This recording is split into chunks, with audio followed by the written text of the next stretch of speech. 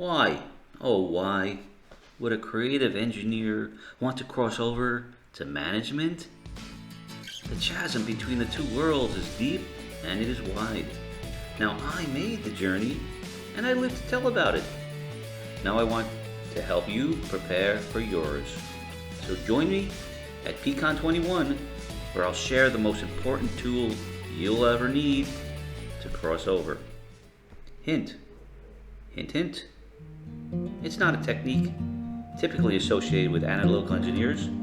You'll learn how to use the art of improvisation, though not in the traditional way of ha-ha comedy. This technique was a game changer for my career, and it could be for yours as well. So join me online Tuesday, August 3rd at high noon for an inspiring, fun-filled session with me, Sherpa Seth.